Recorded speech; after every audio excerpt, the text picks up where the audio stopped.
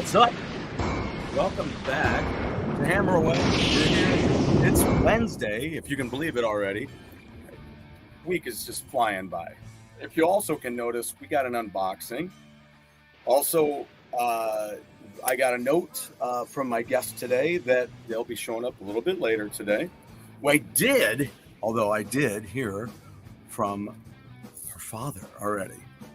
First album, you can there's a link for Spotify if you want to go out there, and you can get out there and check that out. Be sure and check her stuff out. And Television Gamer, what's up, buddy? How's it going? And we got Miss So is here. Thank you. Just in time. Got off of work. Awesome. Glad you're here. Crimson Cross, good to see you. It is time. You know what? Today, as always, things move right along here at Hammer Away. We don't. It's all good. If somebody's schedule didn't work out just right, that's fine. We can cover that. We got plenty to talk about. If anybody has any questions or comments you want to make about something maybe you've heard recently, I know that I got a note from my buddy Crimson Cross who got some Great Affairs stuff. Got let me see, you got 10 and 2, and you also got Everybody Moves, Nobody Gets Hurt on CD. So that was awesome. And Denny sent you some extra special stuff to go along with that.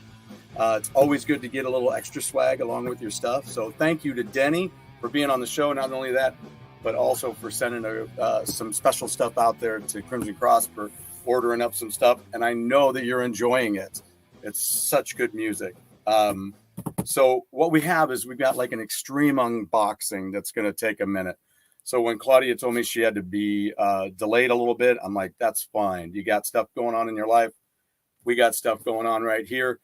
I told her the only thing I've got to concern myself with is my schedule. So, it's okay. And she can come back if we still have stuff to talk about later on. Let me shut this off for me real quick.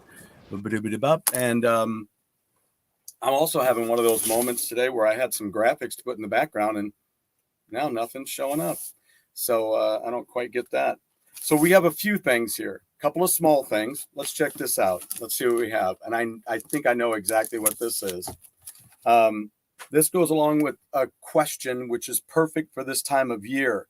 Question to everybody out there as I bring up our chat again, because we may have some questions. Yes, 10 and 2 is my favorite CD of the two. I'll get the new one soon with the others, most likely. Yes. Awesome. Good. I'll wait. I want to see what you think after you get Sleepwalker, and let's talk about it more then. But all three, it's like I said, it's a rock and roll hat trick right there. 3 great records. Boom, boom, boom. So this goes along, as I said, the holidays are on their way. This presents the question once again, is it look at that. Oh, I got a $100 wine voucher from Thrift Books. I don't even know if I'll use that, but whatever. Thrift Books is a company that has different distribution centers around the United States. You've seen them online, thriftbooks.com. Check them out. I guess they're possibly my unofficial sponsor for the day, I would say, right? But I used to work for them. I worked every one of, I think it's every one of their distribution centers. They would accept books. When I worked there, we would accept books from people, which would just, a lot of them would just donate books. They're just like, get them out of here, right?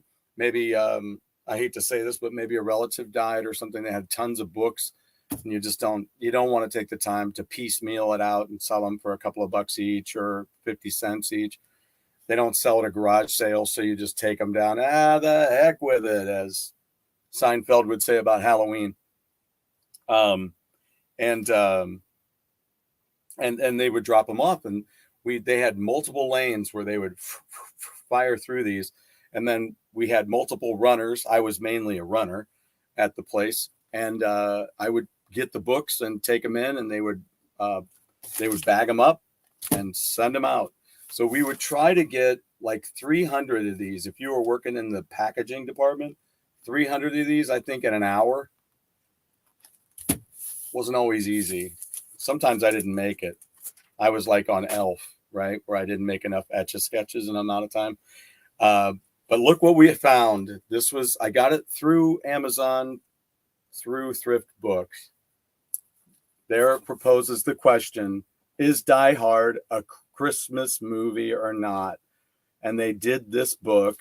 Let me see if I can read what year this was that they did this. I think this is only a couple of years old, I think. I don't know. It might take me, I don't even know where but look there's the artwork. How about that? Pretty wild, pretty crazy. You see if there's a date in here somewhere. 2017 is when the book came out. So yeah, pretty cool. Die Hard Christmas. The illustrated holiday classic. Maybe it's illustrated, it's a holiday classic, but it's been a point of contention ever since my kids were little. And my son and I, on a Christmas Eve, were putting together a kitchen piece that we had purchased with a bench and a table and everything like that. So we were putting that together, and I was told that we had to put on a Christmas movie, right? So boom, bang, boom, boom, bang, bang, everything. And my wife's like, that does not sound like a Christmas movie. I go, what's a Christmas movie? It's Die Hard. That's not a Christmas movie. Oh, it's a Christmas movie. They say Merry Christmas in it. They had a guy in a Santa suit. It's a Christmas movie. Don't let anybody fool you. Better Christmas movie than Violent Night. I get a lot of kickback on that one. So here we go. What's in our next one? Oh, this one I took a while to get because I don't know. They sent me a note about an address problem. I don't know, but here it is. It showed up probably a week and a half later. It's back to the Funko Pops. Alice Cooper. Pretty cool. I don't know how many of these I'll end up getting. I don't want to get too many of them, but doggone it, I think they're cool. It goes along with my Kiss ones up there, my Police ones up there, my all of my Eddie ones up here from Iron Maiden, and my Rob Halford over there. The only other one that I really wanted to get was Dee Snider, but it's pretty expensive already. It's up there. So I don't know. I'll have to, if I can get a deal on it, I'll do it. Now this box, you can see, is relatively big. So let's see what we've got here. I believe tonight on Go Game Go, I think we're just having our regular show. And then I think we're going to be streaming some, we're going to be doing some Mario Kart. New Mario Kart tracks are out. Now, this I threw in the box because I had a hole in it, because I cut a hole in it. And look at this. This came, the second KK Priest album, Sinner Rides Again. How about that? So the first album was great. Really enjoyed it. Great. That's that word that I use a lot. But it was very good, hard rocking. Tim Ripper Owens on vocals. I hope this thing shipped well. Man, that's a big box, and it wasn't cushioned in there with anything, so it was just sliding around in this big ass box. I don't know. That's the way it goes. Now, let's see if I can do this without killing everything. Awesome. All right. That really didn't go well. Hey, and I hope everybody enjoyed the impromptu show if you've seen it. If you haven't seen it, watch it. It's fun. Impromptu show that I had at last minute. We set up with Graham Bonnet, who did tons of his own solo stuff, which is on sale right now on Amazon.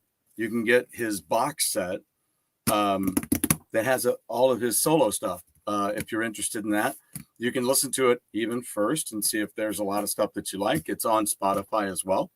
And he's doing some tour stuff over in Tokyo. They did land there safely. They got there.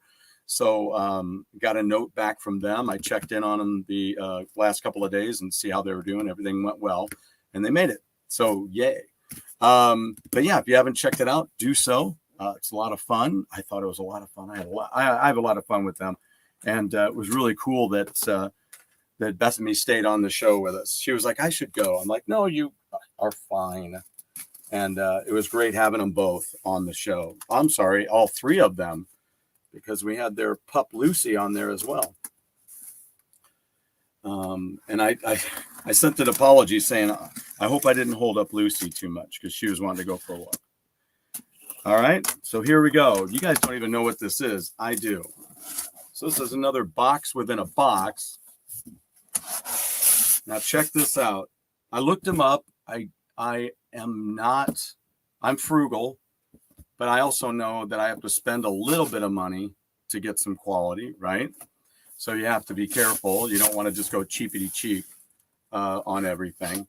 But I looked at this one. I had another one in my cart, a different style and a different brand. But then I saw this one, and it hit me as something that had a little bit more. First of all, it was a little more expensive, but also it had a little more fortitude, I thought, and a little more character to it. The other one did look gorgeous, though.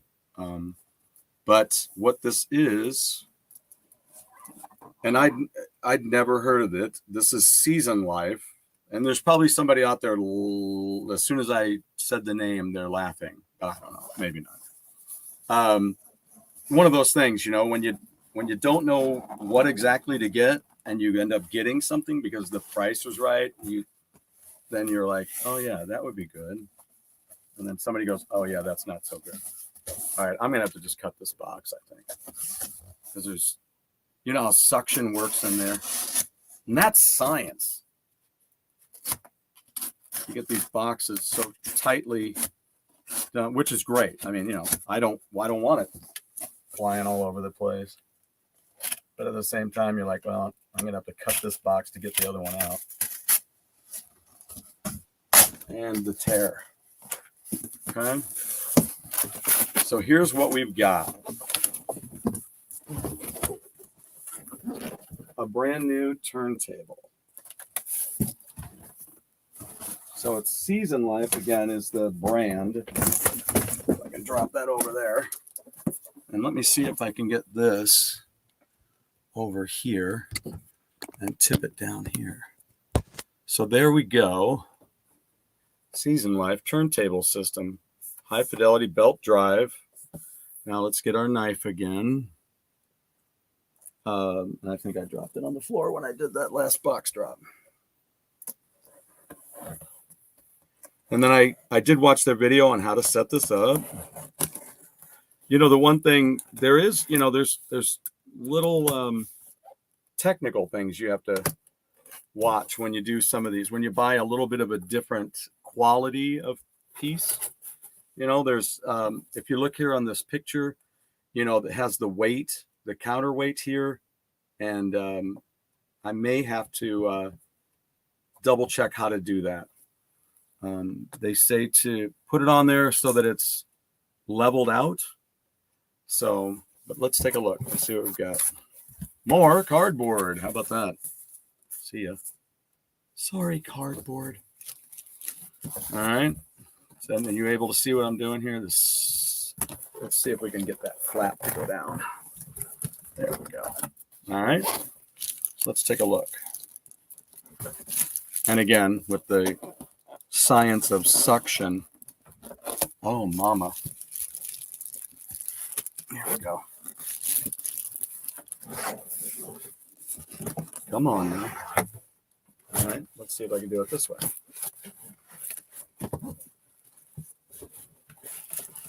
It's a dance. Oh, you can hear it. There it goes. All right. There's the plate for it. Now let's see if I can do this, and do this. All right. If you do that, what else fell out? The power source, it looks like. And you know what I need to do with these? Oh my God, I got to my gig recently. Did I tell you about that already? And I left my power unit, which was about this size, for my new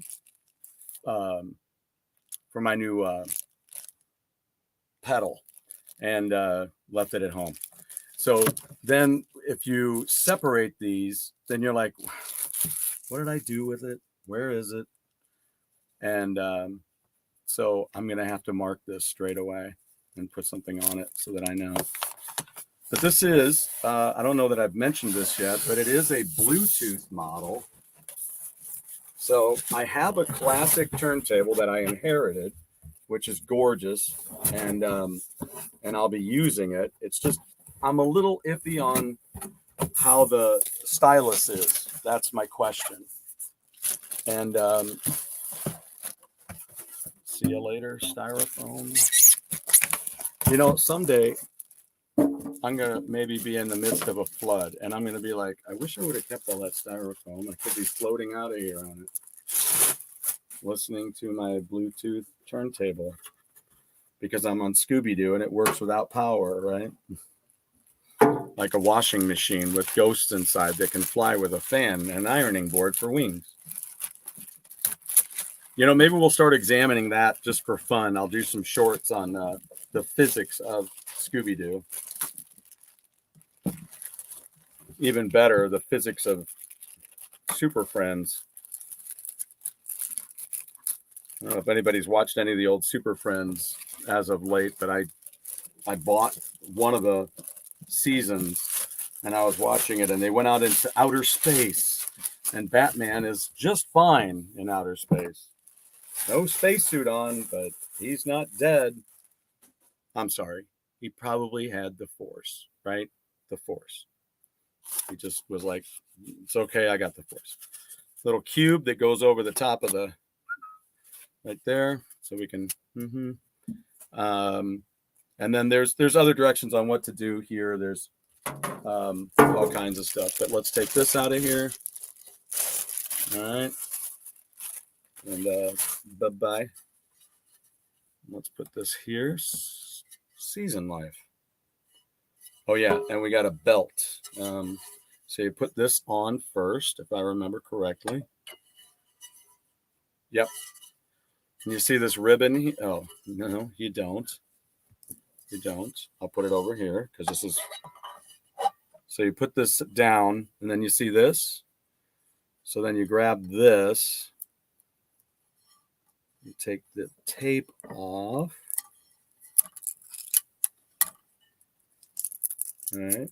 By the way, big shout out to my buddy. You know, if you guys have been following me on Facebook at all, you remember I've been doing the recovery radio, the rock and recovery radio drops of the different songs. And my buddy came back to work today. So it's pretty really awesome. Pretty cool.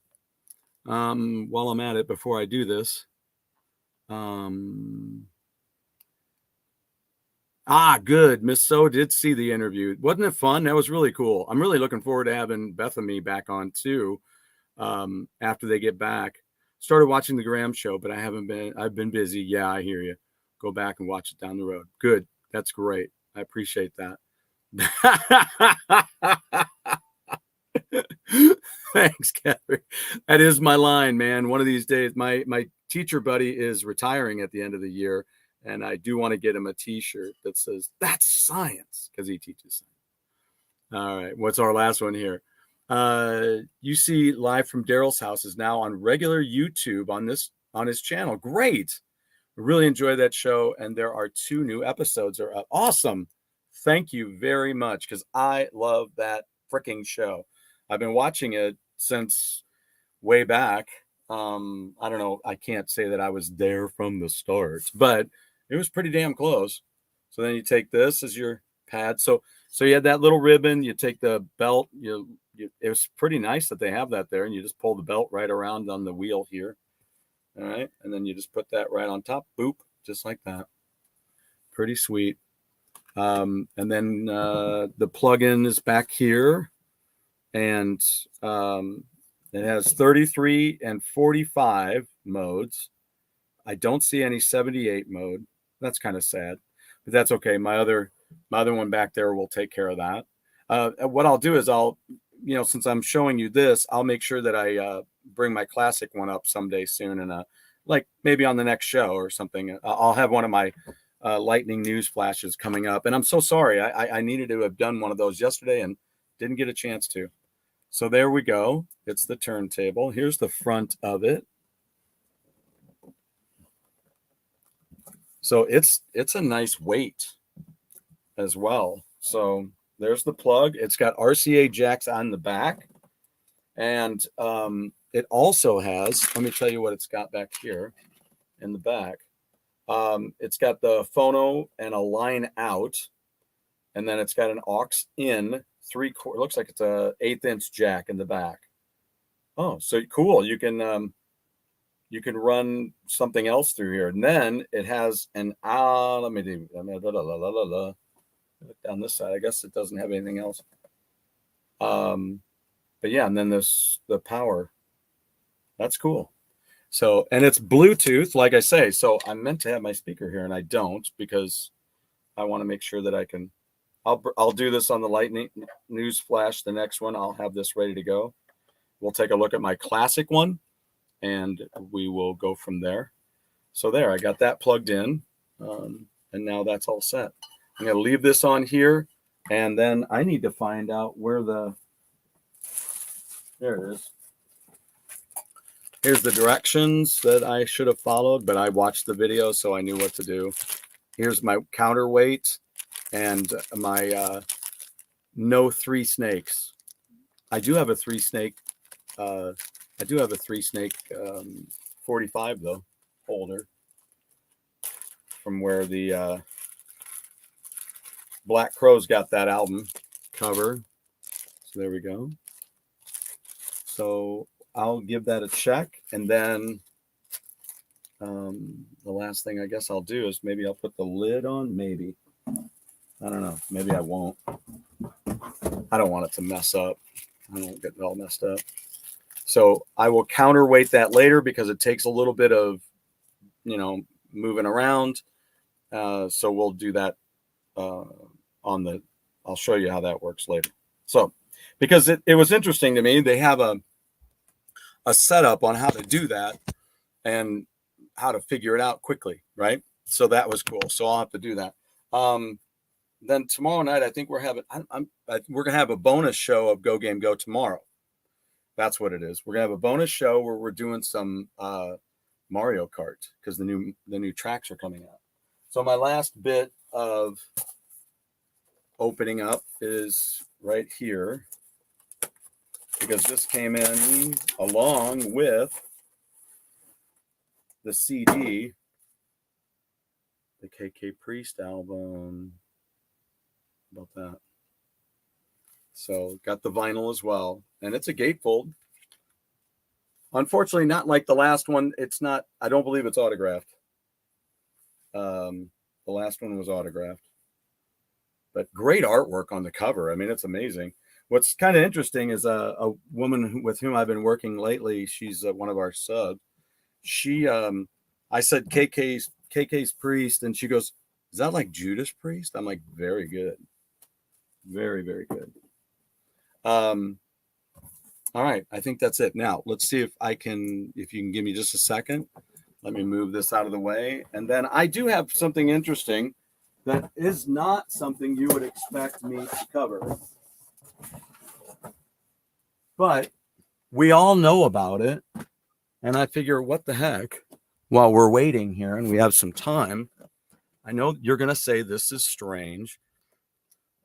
It is strange, but it's really it's about the music, right? So there's so much music. Yeah, Live from Daryl's House. If you haven't ever checked out Live from Daryl's House, you do it. And also, Dennis, I was wondering if there is anything out there. Have you seen anything where it goes through the homes that he purchased? I think if you watch the very first episode, which I'm sure it's all logged out there and it's on his channel and everything like that, and so you can watch him from the beginning. But if you watch him from the beginning, then you'll see that he found these two homes, and he I think I'm getting a message here from it looks like we'll have our guest here in maybe about 10 minutes. So, and I'm going to tell her that that is just fine. Just fine. Yay. Okay. So we go. So, but it was really cool. He found these two homes. He found, he bought one that was in upstate New York, but then he found another of these awesome colonial homes. He had this home moved to the other one, and then he put what do I want to say? He joined them. Let's just put it that way. And this room with which he joined them, he was going to make that into like a just like a sitting room. It was going to be a room between the two homes. But then he decided, you know what? This is great. I could put a bunch of equipment in here and invite people up. So he did. And he started inviting everybody from Smokey Robinson to Sammy Hagar to Neon Trees, CeeLo Green, even had John Oates in there. They did Hall & Oates stuff. But the cool thing is he would let, like, Neon Trees would pick out songs that they like, a couple of songs of Hall & Oates or Daryl Hall's that they like, and they would learn those, and he would learn a couple of their tunes, and then they would play them together. Then they would have a break moment where they would get food or drink. So one time I think they had one of the whiskey companies was there. I don't think it was Jack Daniels. It might have been a Jim Beam deal. And but then another time they made sausages, just from scratch. They ground the meat and they put it in, and then I think they probably cooked them up. But every show kind of ended with a meal or such. So I'm interested to see how some of the other ones went. Then he even went on the road with it after it took off, and he went on the road and went to Hawaii and visited with Todd Rundgren in Hawaii at his place. And just a great show. Todd Rundgren is somebody who I've never really gotten into all the records, but I really like him. And he recorded my favorite song of all time. Does anybody have a favorite song of all time? That's my question right now. Mine is Hello, It's Me. So I think you might see info on the houses online. Not sure about videos other than the one episode. Yeah. Okay, good. Thank you. Yeah. So I'm looking forward to getting into that and checking it out. And I hope you will too, because it's very enjoyable. It's a great show. Great show. Yes. What was I was going to talk about this real quick. Let me get to this. And let me see if I can put this picture up as well, because this comes from the let me see if, because by the time I probably get this up here, our guest is going to be here. I'm also let's see here, concerned that this photo is not going to work, because I had some other photos and they did not want to work for me. I don't know why they're being particular things. All right, here, there, and then I always forget I have to quick actions, convert it. to an actual size and do it. There we go. Now let's see if we can get that on the screen and put it up. Now this is going to work, and then I'll be like, dang it, why? Yep, it's going to work just fine. Look at that. Who is that? Got a little Taylor Swift. So I found this article, right? And it's talking about kind of talking about how things are going for her these, right now. This came out November 7th. It's on The Ringer, where they talk about NFL, NBA, fantasy rankings, podcasts, stuff like that. And then this is by Justin Charity. It says, Taylor Swift played her cards better than we could have imagined. There's a universe in which Taylor's versions amounted to a largely abstract victory while making a mess out of Swift's catalog. Instead, they've put her on track to becoming the most popular artist in the history of streaming music. So this week, Taylor Swift's 1989 debuted at #1 on the Billboard 200, and it didn't just top the chart. Her album scored the biggest debut since Adele's 25, released in 2015. This is an odd milestone, considering that Swift released 1989 in October 2014. Surely you recall the album's ubiquitous millennial pop anthems, Blank Space, Bad Blood, and Shake It Off. But that was the old 1989. The new 1989, the album that last week outperformed the streaming figures of the original release, is the same period by more than 1,300%. Is 1989 Taylor's version. This is the latest of several such recordings, each debuting at #1 and each marketed as Swift's version, hinting at the underlying vendetta that prompted dueling versions of these albums in the first place. Scooter Braun's purchase of Big Machine for over $300 million and a secretive deal with the record label's founder, Scott Borchetta, that incurred the wildly productive wrath of Swift. Swift, Borchetta, and Braun have something of a convoluted history that's crucial to understanding this whole mess. Swift previously tried and failed to buy her master recordings, as Borchetta preferred to price her masters into the terms of a new recording contract with Big Machine, terms Swift rejected. Swift says she assumed Borchetta would sell her back catalog once she left Big Machine for Universal Music Group. The issue is Braun specifically. Swift says he brought her to tears with his incessant manipulative bullying on more than one occasion, citing, for instance, his involvement in her humiliating feud with Kanye West. She's also criticized Borchetta for orchestrating the deal despite knowing her history with Braun. Swift described her earlier music as being beholden to men who had no part in creating it. There's more. You can check that out. Like I said, it's on The Ringer. So check that out. And if you're a big Swiftie and you want to learn more about that, I've not become a big Taylor Swift fan as of yet. But there are things that I dig about it.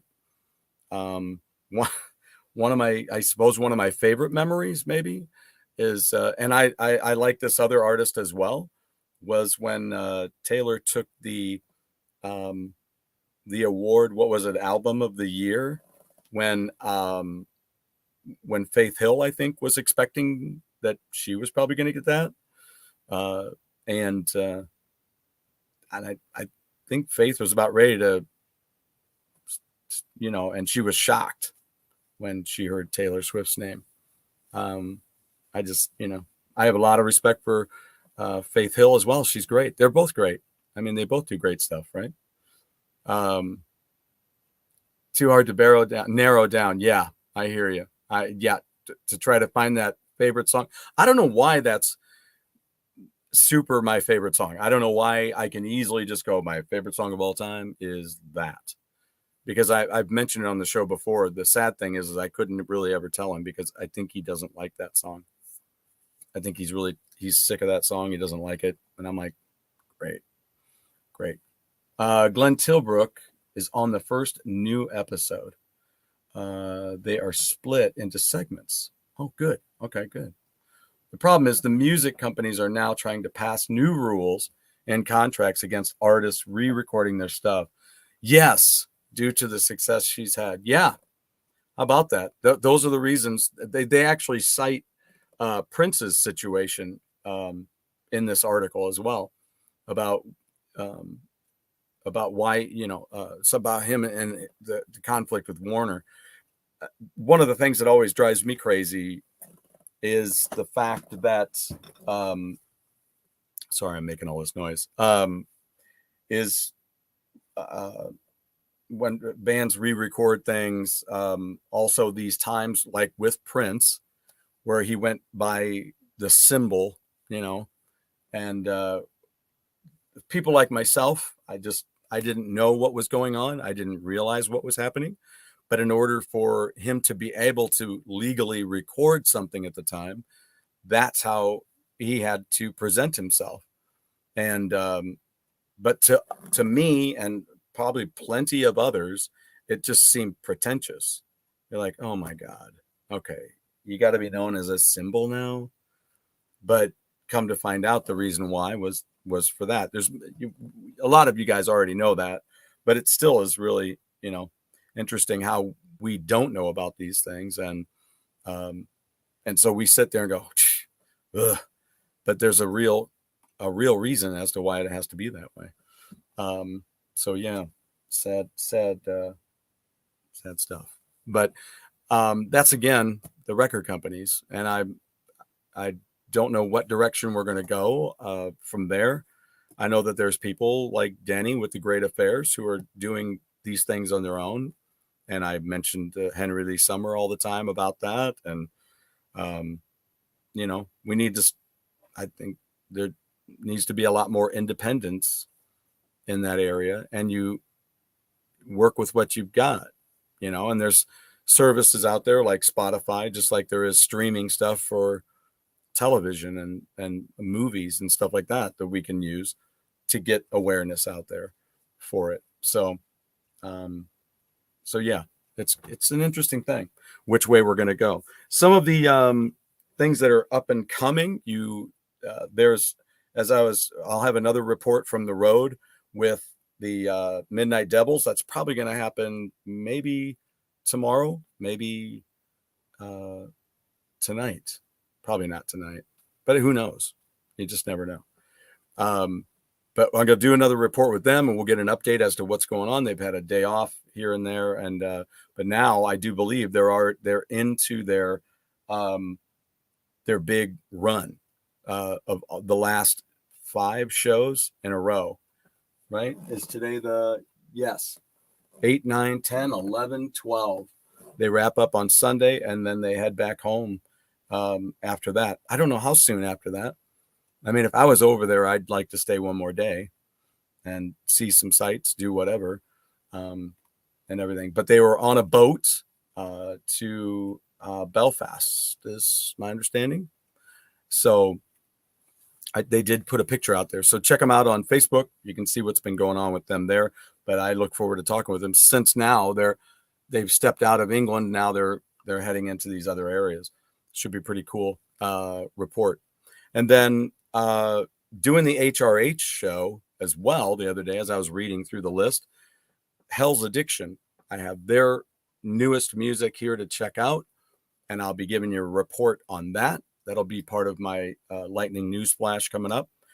And they are going to be here on the show, I believe, on Tuesday. So just to give you an update there, which is going to be the 14th. And then I'll have another show on the 15th. And I'm working on getting my friend Mike Floros from Steel City and Love in Chains back on the show too, from out there in California. So we're looking forward to that. So we should be hearing from Claudia, I think, soon. Let me see what's going on. And I will say ready when you are. I'm eager to know too, like some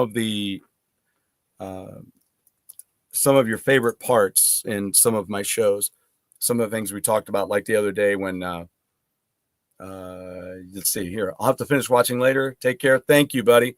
You take care as well. And yeah, let me know what some of your favorite things are about the interviews that I do, like with this one with Graham Bonnet. And if there's stuff that you'd want to know or questions you might have, you can always email them, and I'll give you that email address.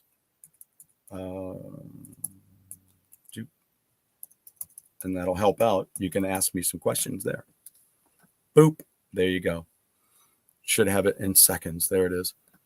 And so, yeah, give me some questions. I'll do a little intro here. Claudia probably will be showing up just as I finish this up. So Claudia is one of our young artists here in St. Louis area. I met her when we were doing the open jam. Is that when we met? I was doing the open jam out at the Diamond Music Hall, where I just saw Steelheart. They've also had Slaughter. Midnight Devils have been there. The Rumors have been there. If you haven't checked out the Rumors, make sure you do that. They're going to be coming back on the show soon. And let's see, who else has been out there? Gosh, there's been a lot. I think Firehouse has been there. Ingve's been there.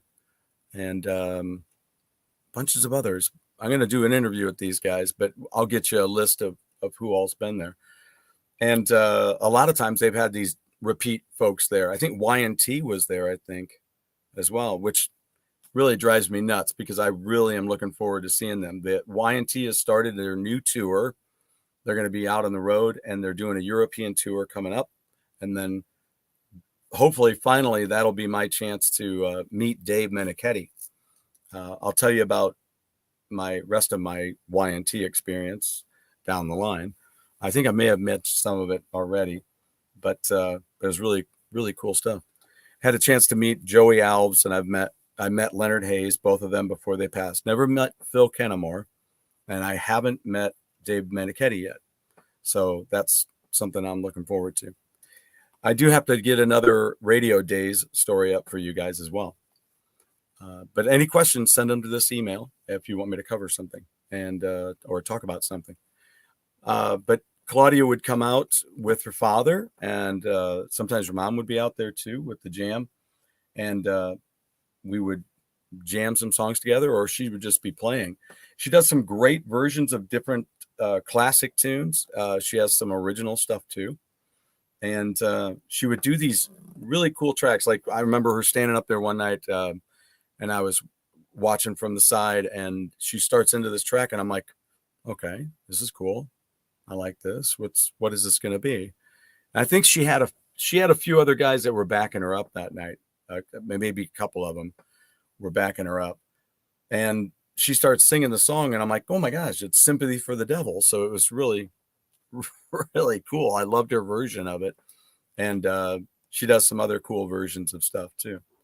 But it was great to have her on the show when I was on Go Game Go, and looking forward to today. Go now. Okay. Yeah. Let me see here. If I think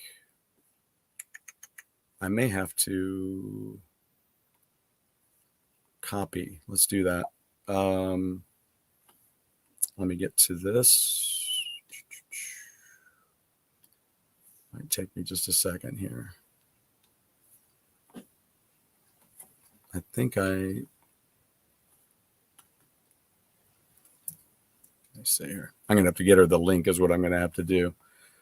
In the meantime, let's see here. Pop, boom.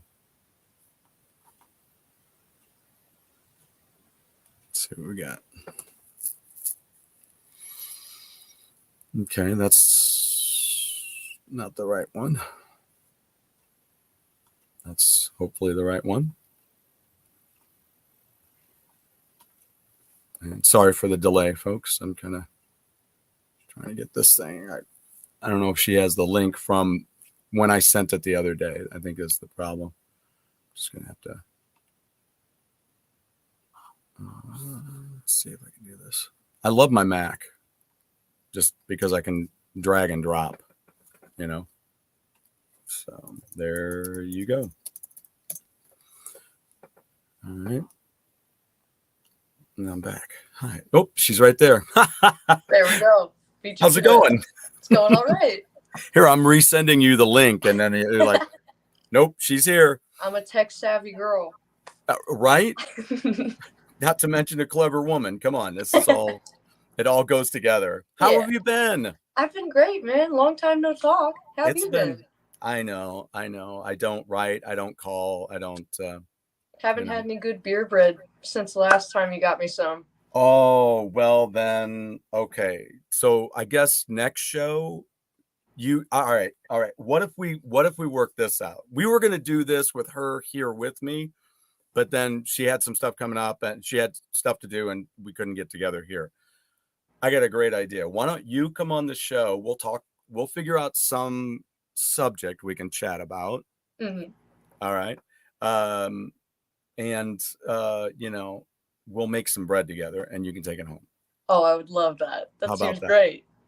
You know what? I thought my name here on the show is Viking Stew. I'm like, I've really got to concoct a Viking stew is what I have to do. You really do. That would be fantastic. And then I can market it. See? I would buy it. And I mean, what better to go with your bread than a good Viking stew? Exactly. Dude, you've got a whole fallback plan now. You are really good for me. See? We've got it all worked out. Yeah. Great. So how's the performing been going lately? I've been staying super busy. Only like just now are things cooling off, like weather-wise and show-wise. Right. Yeah. It all goes together. But yeah, I've been staying pretty busy with live stuff. I've been meaning to write more than I have been, but all the performing has been cutting into it. Yeah. So when you, I'm probably getting ahead of myself, but since you just mentioned it, when you write, how do you do it differently at different times, or do you stick to a pattern of music first or lyrics first? I am mostly a lyrics girl, but recently I've been trying to start with the music first because like I'm not the most happy with the music that I write, and I think that could get better. So I'm trying to like push myself to do that first, so then it can stand alone and I can write cool stuff on top of it. Right. Do you ever hear a song and it really puts you in a certain mood and you just start writing other lyrics to it? Yeah. I just recently went to a little like open mic for writers, and a friend of mine read this short story that like totally blew me away, and I immediately came home and was messaging him like, can I write something about this? Like, can I make a song about this? Like, oh. That's great. I remember when I was in high school, my favorite subject in school, you tell me what yours is. And, I let you get away without a lightning round this time. So I'm going to have to hit you with a lightning round when we make bread. Yes, I can deal with that. I had it in my head and I was thinking about it, but I don't want to jip it. We'll do a real lightning round next time. Yeah. But when I was in high school, English is my favorite subject. What about yours? English. It's always been like the easiest one. I get along with the teachers the best. That doesn't hurt. It doesn't hurt at all. That doesn't hurt at all. Yeah. I remember, they, my English teacher, she was pretty cool. And I had creative writing with her. Yeah. And so then I would always remember the Ballad of Curtis Lowe was one of my favorite tunes by Skinner. And I loved the storyline. It was a sad storyline, but it was what it was. And it really inspired me. So I did the opposite. I wrote a short story for class based on the song and added some other things. So it's just so cool how, easy it is to adapt one piece of writing to another format and like how different it can be. Like, it's so cool. It's also just a good exercise for me because the friend's short story was like very like history oriented and like dramatic cowboy kind of vibes, which like I'm a little teenage lady. I don't necessarily write about the most badass cowboy type stuff all the time, so it's a good refresher. Good to get out of my comfort zone. Right. So do you have a gig on Friday night? I do Cool. at Burger Underground. I'll be playing that's tunes. right, you sent me the link. That's right. Yeah, very good. And where is that exactly? It is down on Main Street. I'm trying to think of landmarks that'll help you out. Yeah. It is, I think, right next to Tony's on Top. Okay. So down in St. Charles, Main Street? Yes. Okay, cool. All right. Is it down near Tuners? Do you know? Or is it back down towards the front, towards where the casino is? It's closer to Tuners then. Okay, good. All right. All right. Good to know. Because I've never heard of it. I didn't know that there was a place like that that would have. So do they mainly have like your style of thing where it's just you or a duo or things like that?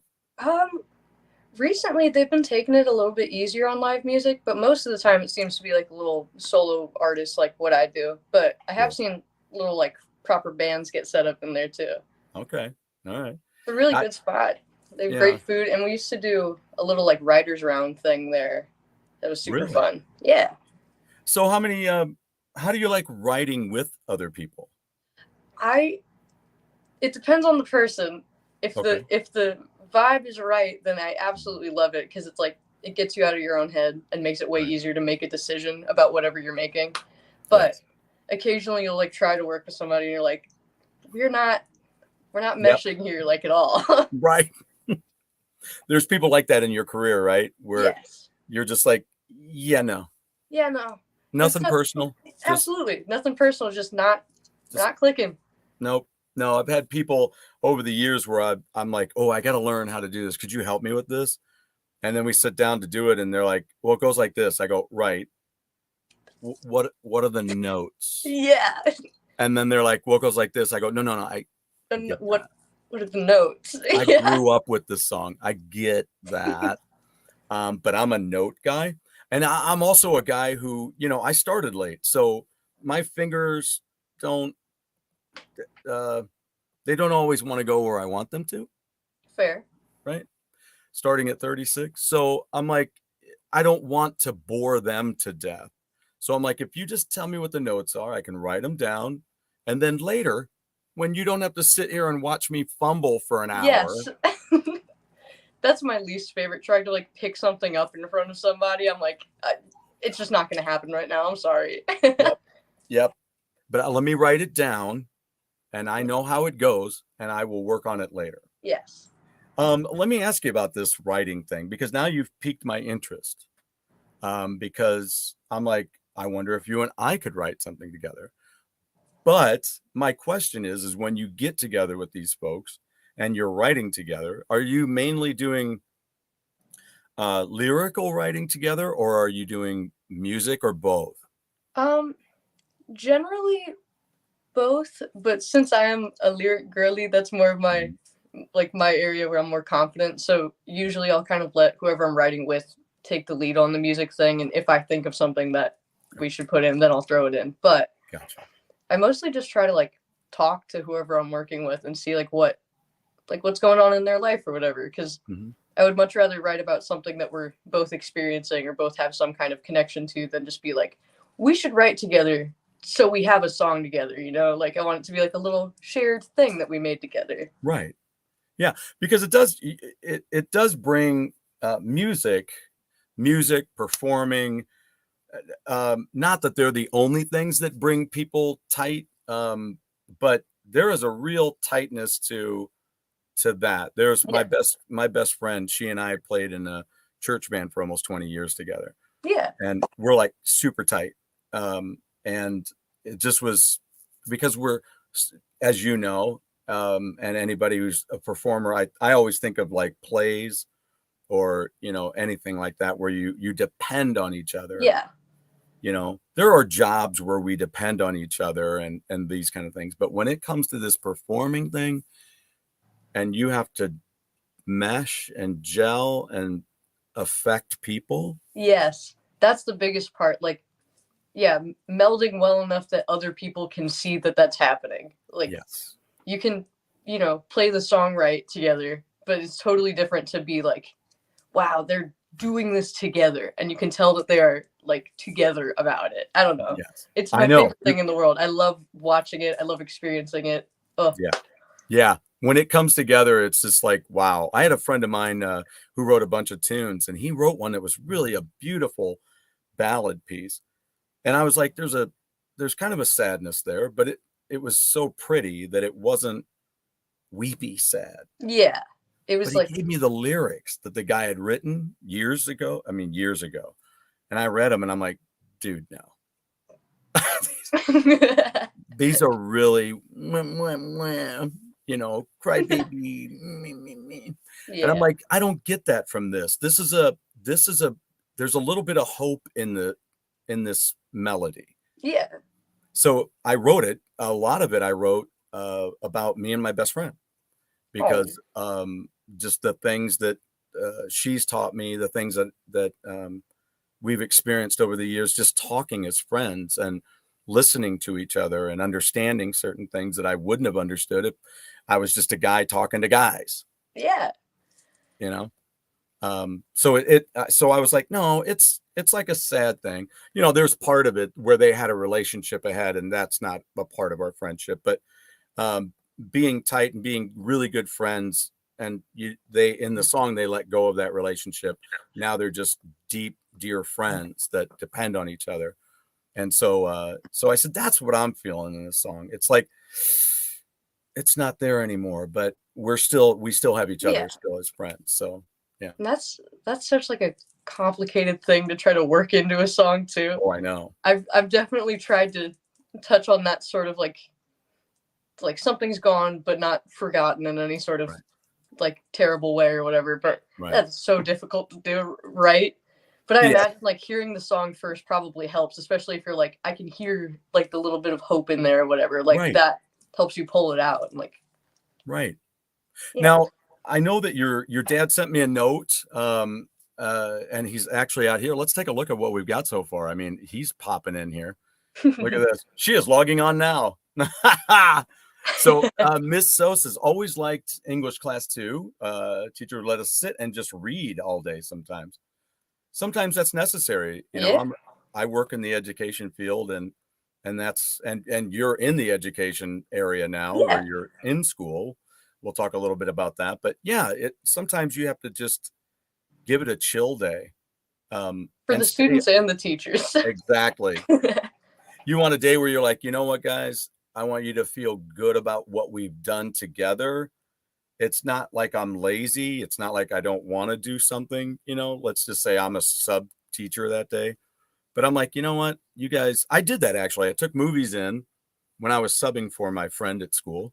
Yeah. And I took movies in one day. I go, you know what, guys, you've been working so well with me and you've gotten through so much stuff that we're going to watch these movies for a couple of days. It's going to take a couple of days to get through the movies because we only have 50-minute classes. So, I said, but I do appreciate you guys doing what you did. So let's enjoy. And then we'll get back to it on Monday. And they were like, awesome.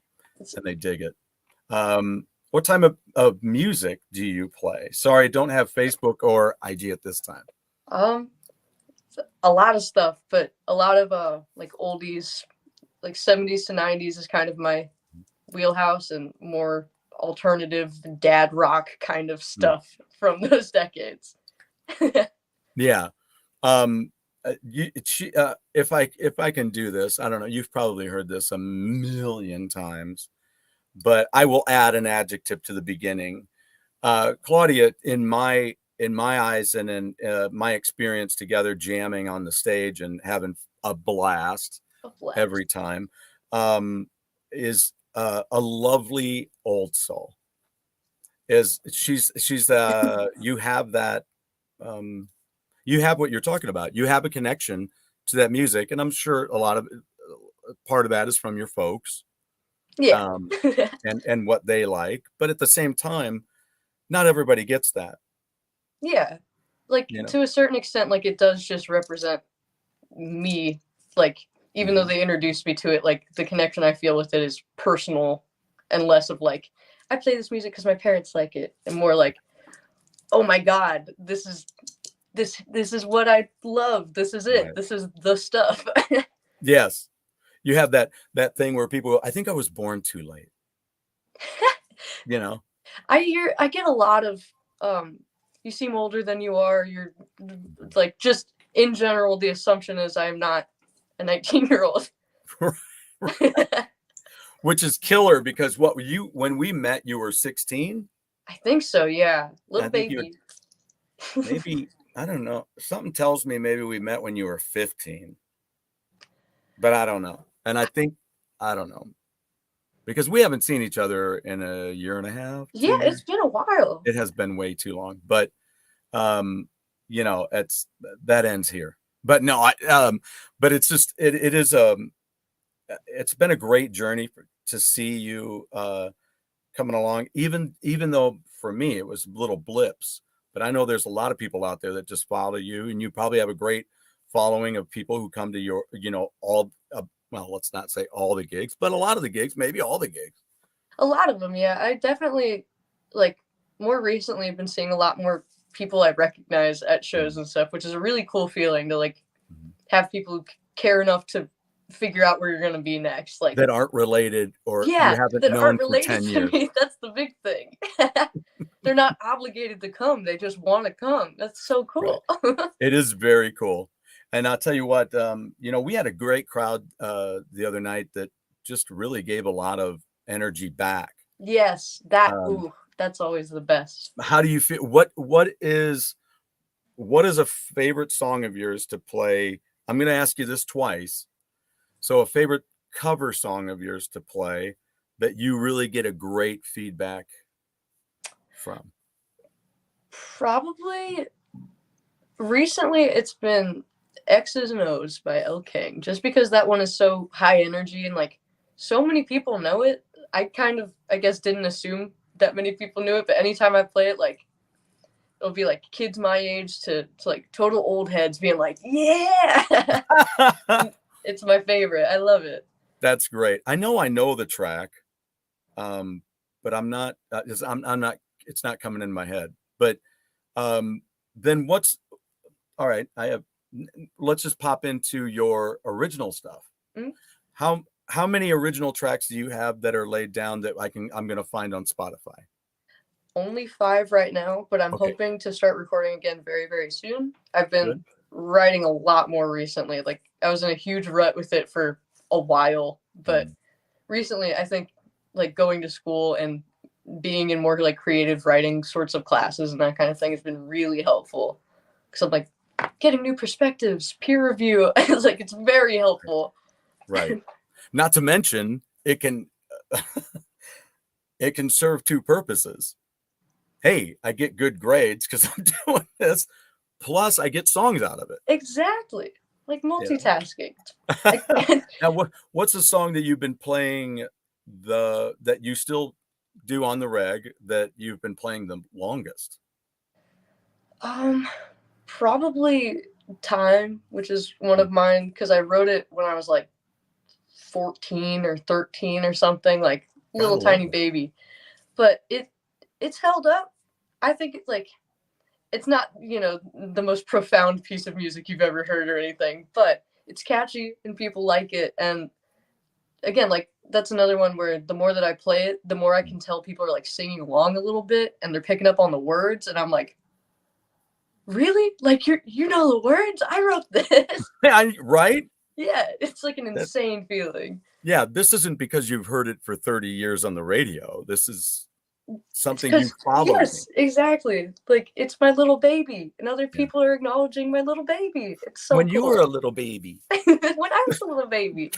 Comparatively speaking.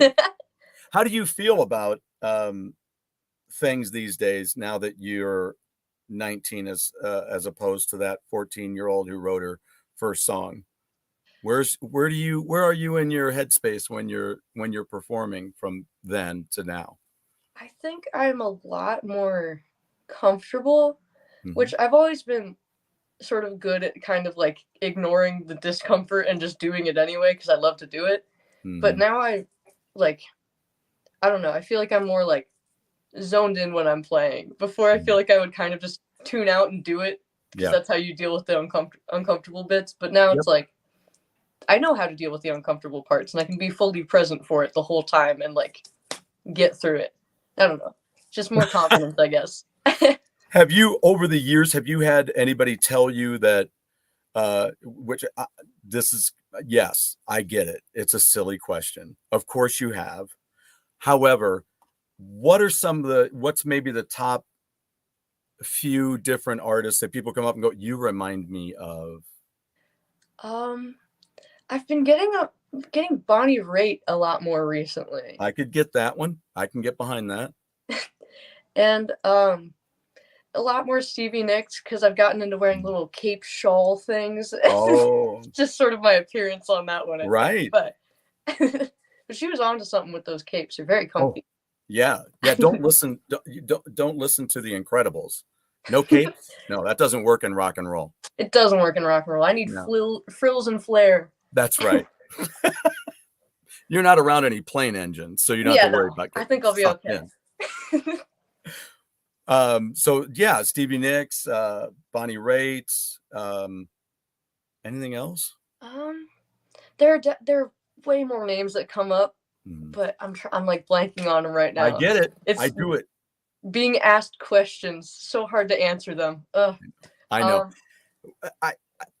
Claudia, I'm telling you, I don't know what. Well, I do know what it is. I just get.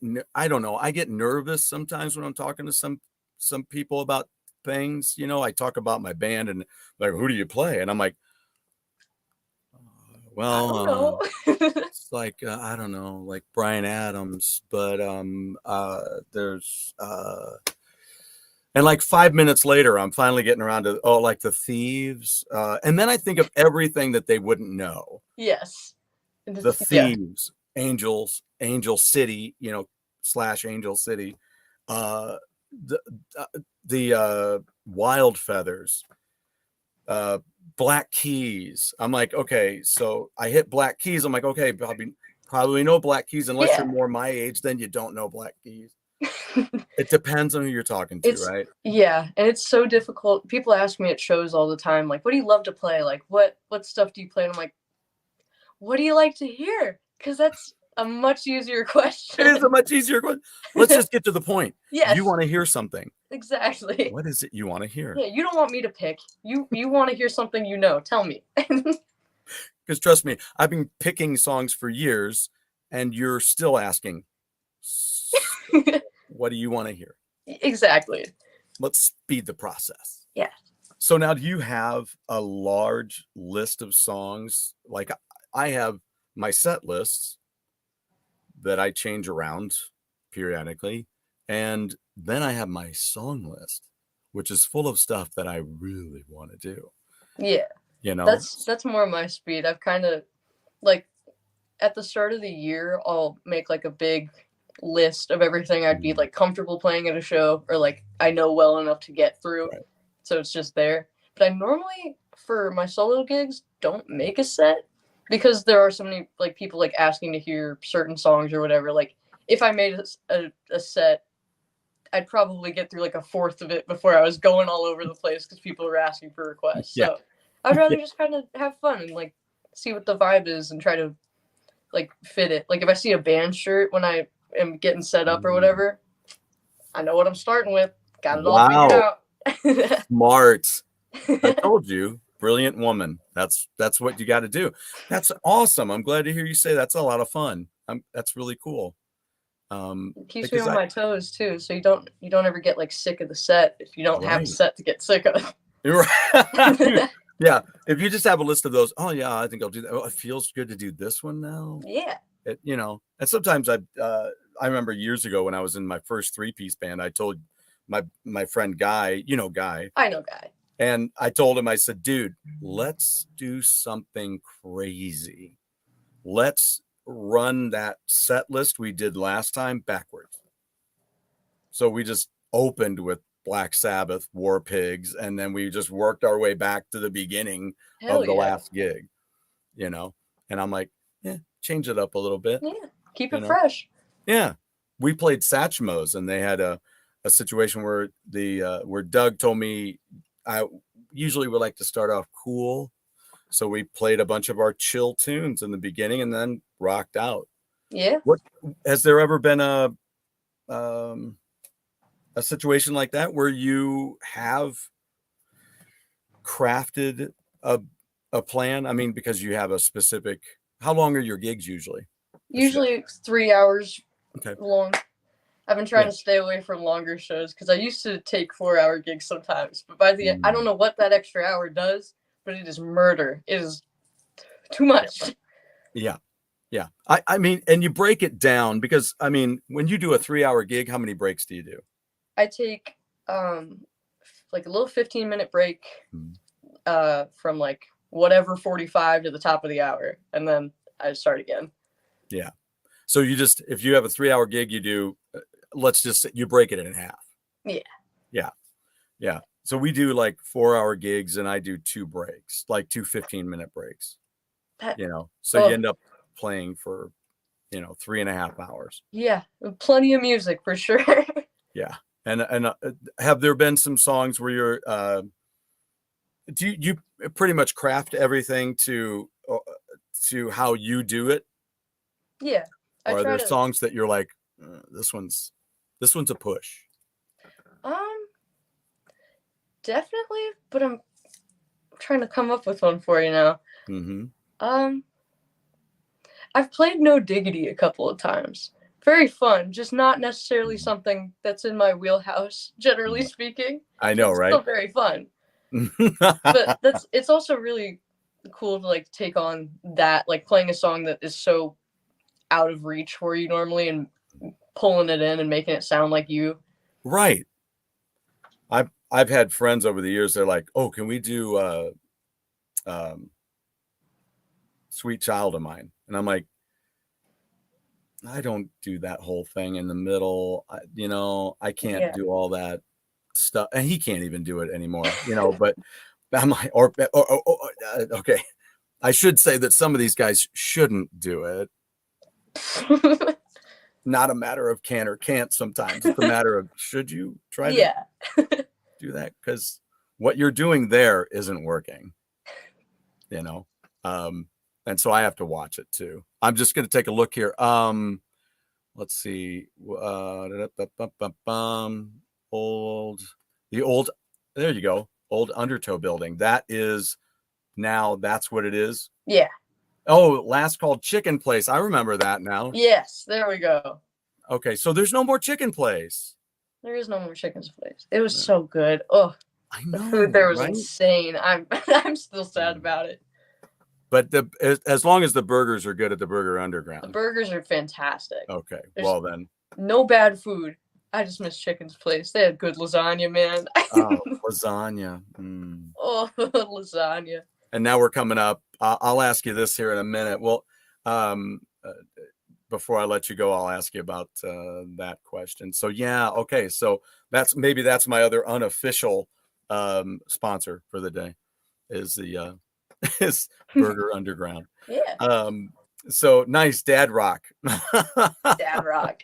That's like they always talk about dad jokes. I'm like, they're not dad jokes. They're just bad jokes. You just because I can sit here and go, my jokes are better than that. But then they're like, no, they're really not. Are you familiar with the folk group First Aid Kit? I am not, but I'll have to check them out because I'm super into folky stuff like that. Have you had a chance to like happen upon bands like that where you're like, hey, that's a great song nobody knows?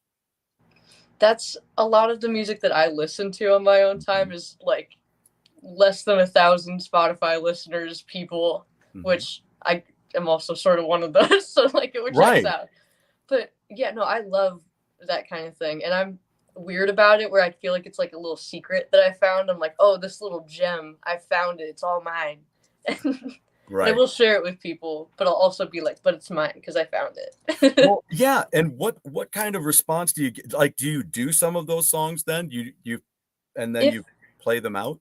If I can get away with it, yes. Because there's some shows where like people, they want to hear what they know, and that's totally fine. But then there are other shows where people are like genuinely very interested in like what I like and what, what stuff I would play on my own time. So I will sneak in weird songs like that, and I'll try to like mention the artist or give them some love so other people can go listen to the amazing songs I find. Right. I have great taste in music. Yeah, right. Well, see, I always looked at it as and we get a lot of compliments on songs that people don't know. because you're like showing them something new. Like it's right, because it still fits what you do. Yes. Right. And it's you have to be careful. And you also, as far as this one band I saw on YouTube, you have to be careful and keep your mouth shut. Because we love it. That's cute. That's great. But I don't know it. So shut up and play music. So I always say, you put a song that they love, keep your yap shut if I can. I mean, sometimes it's hard. It is, because you're feeling something with the crowd. And you're like, we should talk a little. And then you're like, so hope you like this. It's by, it's such and such. But I let the music start. I'm like, get it going. Yeah. And I'll be the DJ and talk over the top, because I'm not going to stand there with no music and go, so this is fun and really cool and I really like it. And they did a song. I hope you like it, because I really like it. And we worked on it a lot and we all like it. He liked it. And then like by the time you get through all that, everybody who's listening is like, so we're not gonna like it, huh? Yes. You can't explain it that much. It's just got to be a good piece of music. Yes. If I can ever, I will find this video. And it is, I don't know who the band is, but it's a cover band, and a very good cover band, I believe. And they were going to cover something when Styx came out with their, didn't they have an album, Big Bang? The Big Bang album. And they had this song, we're Styx fans. We love Styx. We play Styx. We love playing it. They have this brand new album, blah, blah. I mean, it's almost 5 minutes long. Like, come on, play the song. We can go find the album later, man. Like, let's go. And I'm like, shut up. You could have even played that song and been into another song. Exactly. Like, you're doubling the time it would have taken for you to just show us. Yeah. My other pet peeve is which I used to do. I feel like it's just something everyone does when they start out, is the self-deprecating talk before you start playing. Since I've grown out of it and stopped doing it, I'm like, buddy, come on. Like, so give me an example. Like you go up and you're about to play and you're like, sorry if this sounds terrible, but like, I hope you like it. And I'm like, yes. Well, now I'm going to think it sounds terrible. Like, I'm going to listen for it now. Yeah. I mean, you wouldn't want somebody bringing you your dinner like that. Yeah. Like, I probably burnt it, but here you go. Like, or starting a date like that. Yeah. Like, so convince me that it's good. I'm one of the most boring people you've ever met, but let's go ahead and go out. Exactly. Like, that's not, it's like, just, again, it just drives me insane, because I'm like, even if you, like, were bad, if you were confident, probably less people would notice than they are going to now, because you've set the precedent that you're going to be bad. Oh, yeah. Oh, yeah. Now, you do most of your shows solo. Mm-hmm. So in depending on yourself in those cases, when you're in a band, you've been on stage with me before, and there's times, I don't know if everything went smoothly every time we did a song together. I can imagine, and I'm pretty certain that there were times where we veered off a different, and you're like, oh, okay, I'll wait. I'll wait right now. Yeah. So I'll definitely where are we? and you have that great way of waiting and making it look natural, and just move a little, and then you look at, okay, I'll do a little more.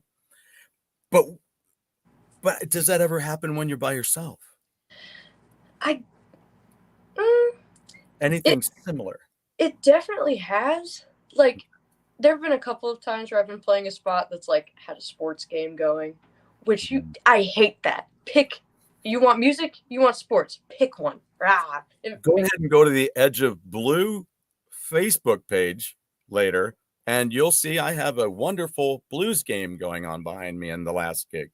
The blues games are the worst, because they'll honk horns and everyone's yelling, and it's So I definitely have to work around that sometimes. Like there was one place where they Yeah. were literally like a truck horn, like every time they scored a goal, and I was like, okay. So I was just like halfway watching the game, trying to see when they were about to score, so I could like shut up and let people get it out of their system. Bring, score, and you start back again. Yes. Like, you know, that reminds me of an 8-track tape. We were just talking about that. We're all of a sudden, I'm not saying you ever do it like that, but I mean, having the little pause. Do you ever listen to an 8-track tape? Maybe. Not recently. We'll listen to 8 tracks when you come over and we make bread. So they would get sometimes, in order to get all the songs on the 8-track, they'd split it in half. Oh, yeah. And it would ka-chunk, and then the song would continue. So that's what I imagine that would have been like a live 8-track tape. I would try to like, you know, keep the guitar going or whatever, but there were a couple times where it was literally just like, stop. Okay, here we go. You have an unplanned clutch moment is what I call those. You know, I love clutch moments where a song stops and then boom comes in. It is really good. I would prefer if I could plan them out and make them sound beautiful and wonderful, but sporadic during blues games pauses are fine too. I planned that. Exactly. I work those in now and again. There you go. You should just, as you practice songs, you should figure out little clutch moments for every song, just in case. That's actually not a bad plan. I'm gonna keep that in my back pocket. And then, has there been a time where, especially since you play guitar and stuff, where you're like, I'm gonna strum that out a little bit longer because you're feeling something? Yeah. And do you do much lead work at all? I very, very recently, like within the last week, have finally like gotten off of my ass and started working on that, because I've been, you know, pretty comfortable just playing rhythm guitar stuff. I'm usually doing cover shows on my own, so it doesn't really make sense for me to. Right. But I want to do that so bad. So I've been trying to work on more like just finger style songs on acoustic, and then eventually I figure I'll be able to do some real major shredding. You're right. You'd be ing-bang in no time. I'm waiting for that. I'm waiting for full taps, crazy stuff. Well, there's definitely plenty of stuff out there to watch and to get better with that. For sure. It is. My thing is the slapping and popping it. So you with the shredding, me with the slapping and popping. Eventually, you'll have to teach me how to slap on a bass, and I'll teach you how to shred on a guitar. That'd be awesome. These are the motivations for us to learn these things. That's right. I believe I can teach you eventually. Once I know it, I'll show you. Do you know Eric Johnson here locally, the bass player, guitar player? He's in Legends. Oh, and I think I do.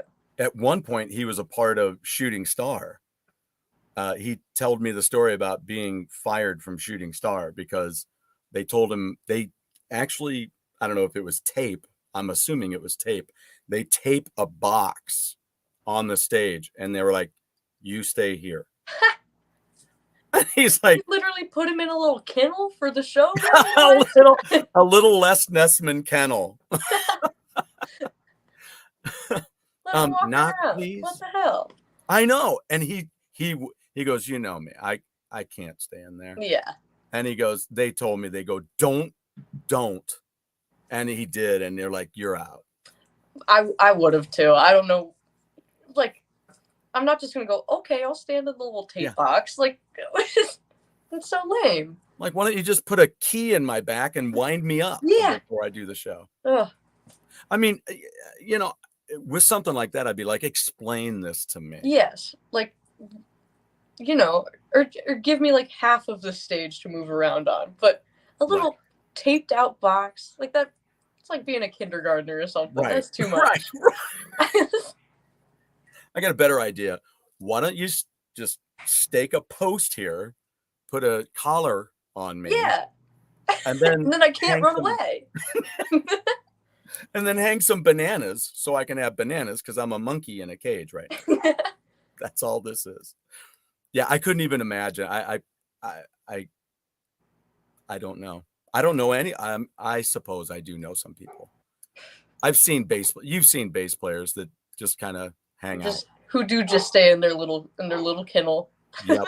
And that's where they're comfortable, and I get it. Yeah. I am not. You know that. I am not that.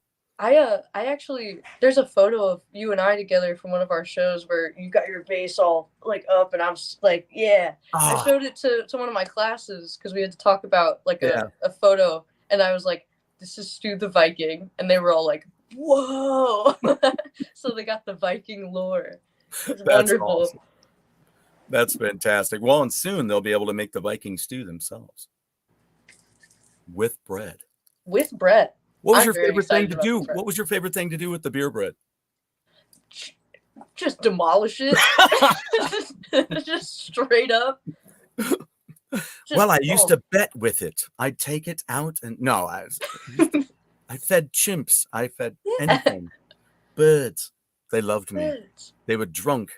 But yeah, so we'll have to do that. I had something. Well, I'll get to this question now. I didn't even know how long we've been on.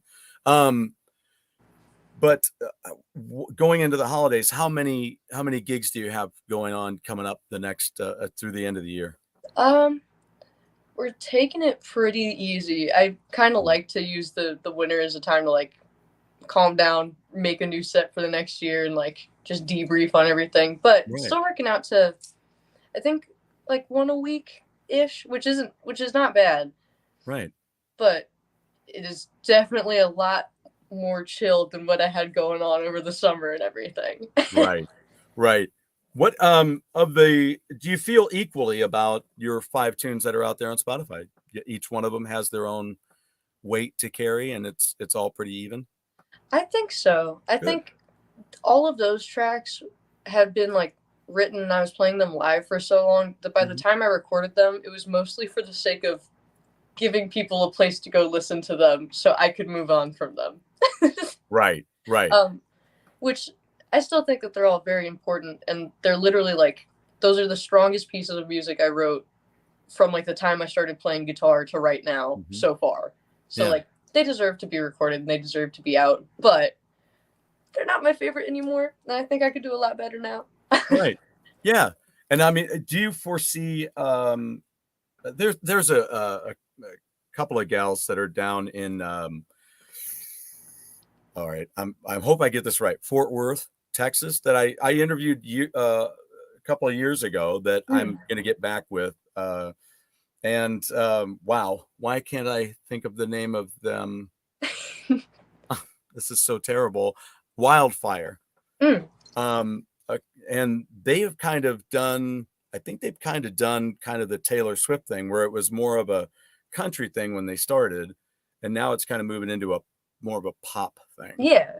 And they're really good together. They write their stuff. And so what do you see you going into as you have these new songs? How many songs do you have ready to start working? Probably another like 4 right now, but I want to make like a more coherent, like, this is an album, not necessarily like a concept album or anything, but just something that's more like fully fleshed out, and like the songs on the EP I have out are just kind of together because I wanted to release them at once, but I want to make something where like it makes sense that these are all grouped together. Yeah. I want it to be like heavier in general. Just I like folky stuff, but I have a very gravelly, weird voice that is just dying for me to make angsty, yelly music, and I want to do that. Well, all right. Cool. What are some of your favorite angsty kind of bands? I really like Brand New. Okay. They've been making music for a long time, and they have like a really wide range of, like, some of it's like straight up like metal, and then other stuff was like almost pop-y. It's all over the place. So Brand New is fantastic, and I'm trying to think. A lot of the Velvet Underground too. I just resonate with a lot. I love their instrumentals, and like there's so many weird little noises on a lot of the songs. I love like the weirder stuff that's on the track, the better to me. I love crazy sounds. So, I don't know. I just want to get a little bit more experimental, not in like a, you know, to the point where it's like barely even music anymore, but just I want to try stuff out. I want to kind of see where I want to end up. I would, you know, the way you talk about it is exciting. And I think it's what I would call Claudia's CBGB phase. Where, CBGB? Yeah, because watch that movie. Alan Rickman, it's one of his last films. And it talks about the club in in New York. Chicago's the Illinois wannabe New York. But Chicago is great. That was just a stupid joke. Chicago is fantastic. Covering your bases, making sure any Chicago. Right. I don't want anybody in Chicago going, don't let his ass in ever again.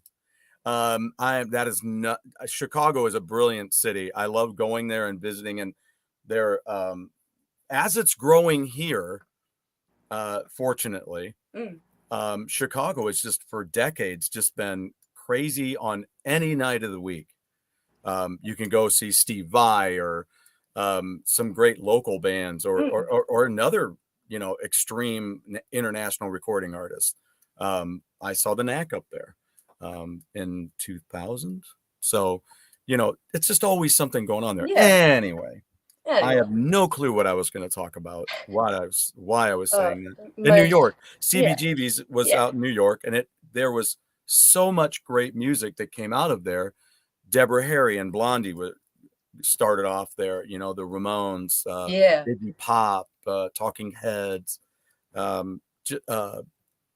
So many people came through there.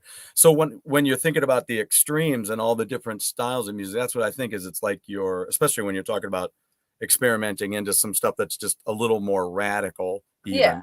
You know, it makes me think of that, because there were bands like Talking Heads that were they had a little punk edge to them, but they were pretty laid back in ways. You know, Psycho Killer, you know, it's pretty laid back, but you're talking about a psycho killer. Qu'est-ce que c'est? I love that too. Like, I loved in general, like a peppy song with really heavy lyrics. That's one of my favorite things. Yes. Let me see what we've got here real quick. For not knowing what I'm doing, Viking Stew, I like the rush I get before I sing. Yes. This is Brother Joe, who I met on another podcast recently. We were talking comic books and music. I popped on and made a mess of things. Made a mess of things. It's what I do. But I got to meet up with Brother Joe on there and some other brilliant folks on there because of Miss So. So that's the beauty of all these podcasts. You really get to know some really cool people. How long does it take for you to memorize a song, dude? It depends. I liked the perplexed kissy face you just gave her. It was like, At some point, they become memorized. Thank you. But how long that takes or when that happens? Depends. It depends. It depends. If I was to sit, let's just say on your end, respectively, you, me, respectively on your side, if you worked out a song, do you think you'd have it in one sitting if you did what I call the 10-pack? I think I can. That used to be like a little fun thing that my family would do. I think mostly to get me to leave them alone, because I'd be trying to show them what I'd learned on guitar. So they'd be like, why don't you go learn this song? And I'd go, okay. And then I'd go run away and try to learn it as fast as I could so I could come back and annoy them with more music. So I think, like, especially if I'm under some sort of pressure to do it, like if I have a band, like for a show or something, like I can get it done. And I can get it done very quickly. But if I want something to sound like perfect and all polished up, then it takes way, way longer. But if I need to like know the form or whatever, I can probably get it down in like 30 minutes, but not well. Yeah, right. Well enough to get through. Not like, wow, you're a savant. Right. Like I could probably sit down right now and I could probably Probably. Probably. I might have a hiccup here or there, but I could probably write you out the lyrics to Baby Blue by Badfinger. But when I'm standing there playing at the same time and going, okay, remember F sharp, and then to the E and the B and the F sharp to the C to an E flat to the E to the B. Then I'm sitting there going, wait, what was that line? Yes, exactly. Like if the guitar isn't there, then the rest of it's not there. Yeah, I call it the sonic trigger. And it is, if something goes wrong, my brain goes, squirrel. And you just can't focus back in. I've done that before. Like I've goofed up a guitar part and then I've just had to be like, I'm so sorry. Forgot how that song ended. I just have to like own it. I was playing a gig out and we're playing the St. Charles Music House on Friday night. We'll be close by. Oh my goodness. I'll try to pop in. Yeah, we're gonna be playing till what? I guess we started at 8. We played till 12. So, but yeah, we were we were there in my last band in Yeti Lee. We were playing, and we were doing Hard to Handle, and hell yeah, second verse, gone, just nothing. And then I got to the part with Boys Will Come Along by the Dozen, and you go from there. Yeah. And then at the end of the song, I'm like, hey, I hope you enjoyed that. Hope you enjoyed half of the song. My brain. That's what I said. That's what happens when your brain goes and takes a shit and looks at you on the way to the bathroom and says, "You'll be fine." And I'll be like, "No, but there's the second verse. Okay. You'll be fine. I gotta go." And I'm like, "Fine, whatever." And then the brain comes back and goes, "How'd you do, man? You're my brain. I don't know. How'd I do?" Yeah. I didn't do well, so. And I'm making a joke about it now. So there. Yeah. But I hate that. I hate it. Oh, something goes a little amiss and I go, what? Yeah. That's something I've got to spend some more time on, like how to recover better when I have a total like screw up like that. Cause I literally just go like, I like completely lose it. And then I'll just straight up be like, I just forgot like where I was. I don't know where I am right now. You should have a little button they can push. Somebody can come up. Who would like to hit the reset button for me real quick? Exactly. I think I need one. I'm gonna get that sorted out. It'll just a button that says it's okay. It's okay. I don't have a tip bucket at my shows anymore. Just tell me it's okay with my little button. That's what you need. I just need to know it's okay. Exactly. I just need to be reassured. I'm not needy, but I am human. Yeah. Now, what's this? Your old man's talking about Melissa Etheridge. Do you do any Melissa? A little bit. I do. I'm the Only One. Yes. Right now, which is a big song. It is. Still not fully gotten comfortable with that one, but that's another name that comes up a lot in terms of like people I get compared to a lot. There you go.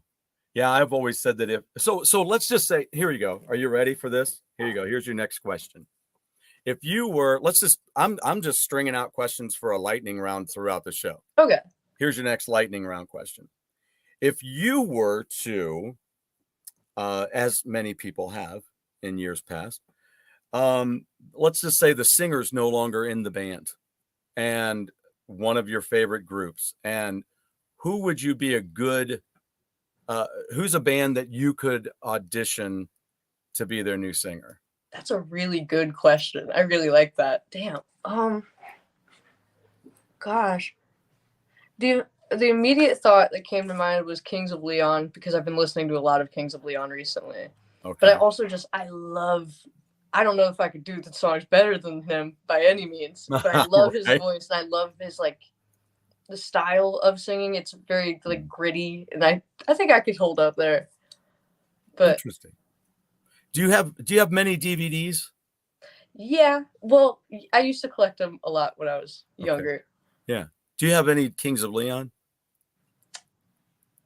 I don't. Okay, well now you do. I do. Oh my gosh. You do, because I'm it's not somebody that I'm into, right? You know, I've never been into them. Yeah. But if that's what you say about them, then I have a DVD that you can have. Hell yeah. Yeah. So I'm just like, you know, I don't want to get rid of it because I know that it's a good group. Yeah. But it's And not for so you. when I happen upon it, I'm like, well, I'm keeping it. Of course. And I'll watch it sometime. But then when I haven't, and you say that, I'm like, a new home. a new home. It'll have a happy place. It's Yeah. clapping. Can you hear it? So I've always thought that like Molly Hatchet would have been the band that I could step into. I love doing that Danny Joe Brown thing, you know, the thing. Yep. Yeah. And that like throaty, gravelly. Yeah. We do some Molly Hatchet stuff in the gig, and I love doing it. Love doing it.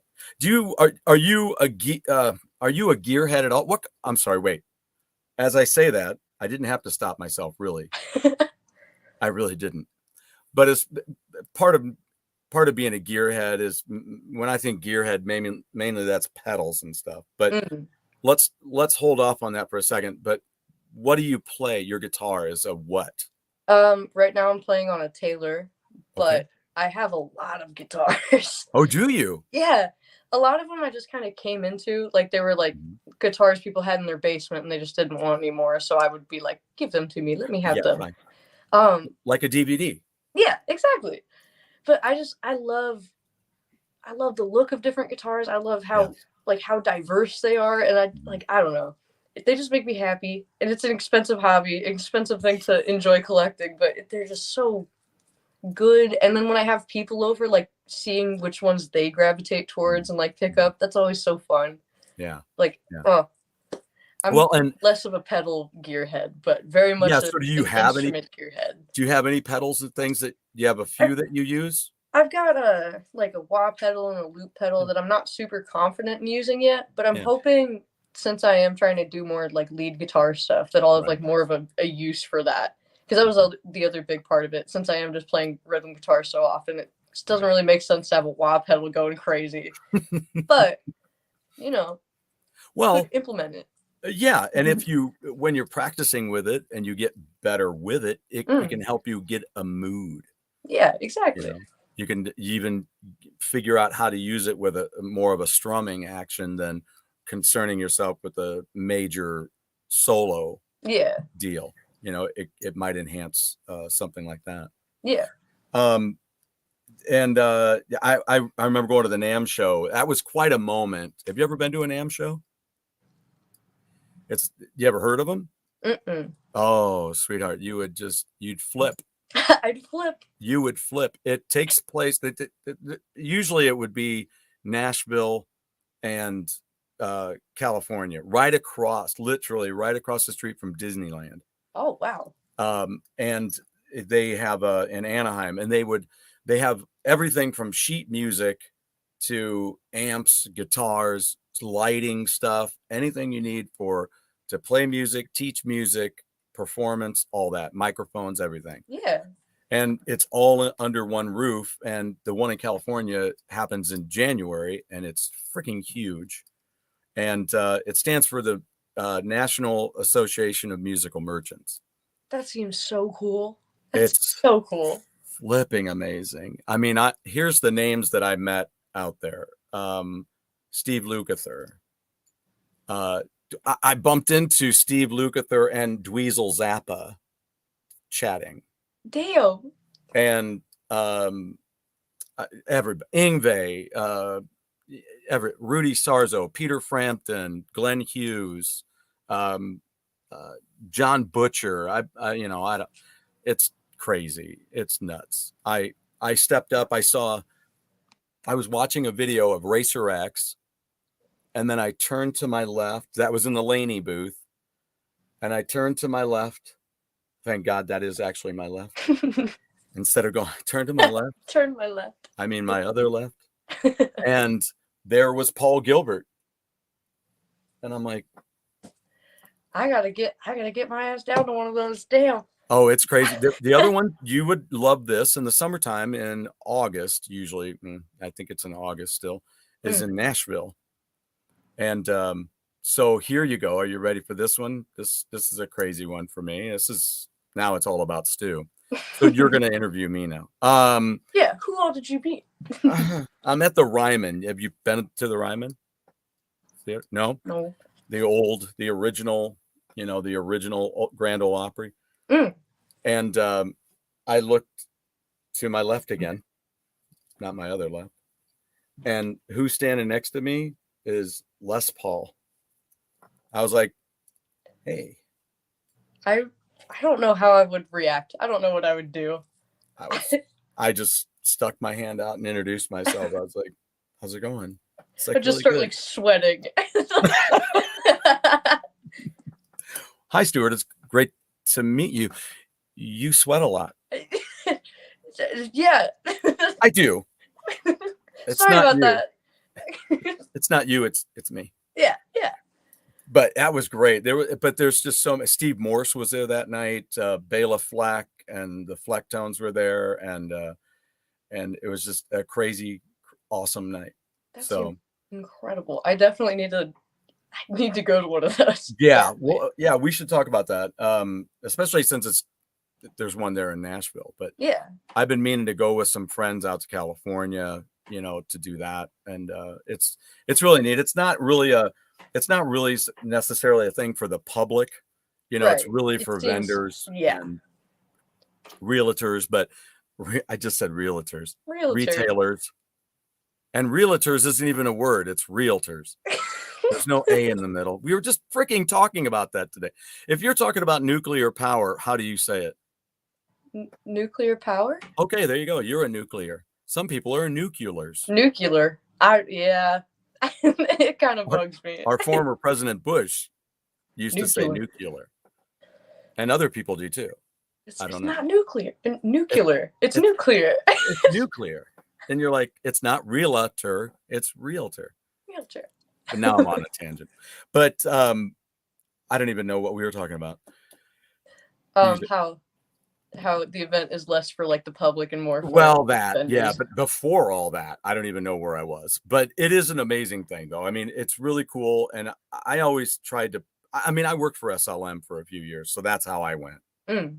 I went down to Nashville, and I'm so into music. How are you with music? Are you really into the artists and you're like, oh man, if I saw them? Or it depends. I more recently I've started to care about that. Kind of before I was just like if I like your song, I like your song, and I'm not gonna put in much more effort than that. But in a way that feels kind of lame to do that, especially because there are bands that I love and I've heard so much of their music, and I realized if I ever met them, I wouldn't know I was meeting them unless they were singing their songs. And that's terrifying, because what if I meet them? Right. Look at the Black Keys. I gotta be prepared to freak out. Yes. If I saw the Black Keys, I wouldn't know. Yeah, exactly. But I want to know. Right. I should be aware. Paul Gilbert. I knew who that was. There are those people that have a unique look. Yeah. There's some that just stick out so much that it's just an easy, Stu the Viking, for example. He's got a very distinct look. Yeah. Well, talk to Eric Bloom about that though. I met Eric Bloom of Blue Oyster Cult when they played downtown at the barbecue fest down there. And we shook hands, and I mean, he's a very busy Jewish man. So he is around, he probably does a lot of the business for Blue Oyster Cult. So his brain is just on other things. So I told him when I met him down there with my son, he was with me. He took some brilliant pictures too down there that I'll share one day on here. But, I said, I've met you 8 times, but I wouldn't expect you to remember. I don't know. I kind of hope you'd remember, but I know. I think I even told him maybe I ought to just kick you in the shin or something like that. Maybe you'd remember. Yeah. That jackass in St. Louis that kicked me in the frickin' shin. Maybe that would help. I think that'll do it. I wasn't going to do that. Also, you're remember the Jack Black, Will Ferrell Base Off skit? I have never seen that. I don't know if I have either. I'll have to check that out. Yeah, no, that sounds great. From your dad, it looks like you have 8 shows left. He's on it, man. He is. I mean, he's got to be the manager dude, right? He has to be the manager dude. Kind of reminds me of a young Emmylou Harris. That is true. I don't know who that is. No, but of any way you could have told us that was the best. I love that. Psst, I don't know who that is. Yeah, I'm just letting you know. I'm whispering so they can't hear me. I'm just talking to you. just you and me. I get it. Yeah. Yeah, they'll never know. But that's true. Yeah, wait till you see that. Alan Rickman was the best. He was such a great actor. I do miss him. She's been compared to Emmylou in the recent past. I should know who that is. You're gonna know now. Chicago is New York light. Very good. Yeah. That's true. That's true. Still awesome on its own, but yes, like New York light. Oh man. The picture is on your text messages. I'll have to remember. Okay, so I'll have to look for that. Let's see. Oh, Saboteur's here. He's a good buddy of ours from Go Game Go, and he's over here hanging out with us too. I love having these guys here. Yeah. And then wow, look at all this stuff. There's so much. Oh, hey, Stashnet's here. She's a big music head. She loves a lot of the stuff we're talking about, and finally made it here to Hammer Away. So hello to us both. Thank you, Stashnet. I appreciate that. August is the busy gig season. For sure. Yeah. And do you do a lot of outdoor gigs? You do a lot of wineries and stuff like that, right? I've kind of moved away from the wineries. Really? Why? Yeah, it's just too stuffy. Like I don't know. Maybe it's just like the wineries I have played, or it's just a kind of a more stuffy place to be than a bar. But like, I want to rock out, man. And like a lot of the wineries are very much like, we want like kind of loungy, like elevator music type of vibes, which is fine. I can do that, but it's not that fun. I kind of want to play where people are getting rowdy off draft beers and well, that's cool. Kind of the I always talk about David Cassidy was like that, when he was doing the Partridge Family and everything. He was like, this is great and all. I mean, it was a good gig. It's making money, but when he was writing his stuff, he wanted to rock out, but they always wanted to make these real tame pop records. Yeah, so, and like it's fine. It's fun enough, but it's not like what it's not your scene. Right. But it is good to be able to, depending on what you want, right? Record companies are going to want you to record something that's going to reach millions, right? Instead of doing what you want. And then, but once you get out there, you can play it however you want. Really? Yeah. Like, and that's another great thing about like live performance in general. Like, if it were ever necessary, I could put out a song that would make me a lot of money that I hated, but for the rest of my life, I could take it to whatever concert I was playing and just make it so weird that I loved it again. Like, right. I think, what's her head? Sheryl Crow did that. It didn't sound good. But just making it fun again. That's my opinion. It didn't sound good. And hers is, I shouldn't do that. That's a dick move. I shouldn't do that. But I'd have to say that hers was the least good James Bond theme. Sorry. Sorry, not sorry. I don't know. A hot take, man. That's really rough. I'm getting mean now. Look out. You don't. Yeah, you wouldn't want to see me angry. No, that's not it. But no, she did a real, heavy bluesy version on some television program of her big hit, All I Want to Do. And it just, I was like, wow, this really doesn't work. I don't know really what it was, but it just didn't. Yeah. Work. And sometimes it doesn't, but like, still fun to try. Stashnet asked if I ever do I ever look right? No, always left, I guess. Always left. Not often. Thanks. Thanks, brother. I love you too, man. You know, your old man showed up at one of my gigs, and I was like, I know that guy. Took me a minute, though. Yeah. I felt badly, which goes to show how long it's been. Us Yeah. roadies started out starstruck, and not so much after a few years. Damn, hot takes. I know, right? And I'm sure he's talking about both of us at this point. Yeah. He's sick of it. I'm so done. You guys are so yesterday. So going into the holidays, what are you looking forward to? I think just, you know, being a little teenager who's going to classes and having fun.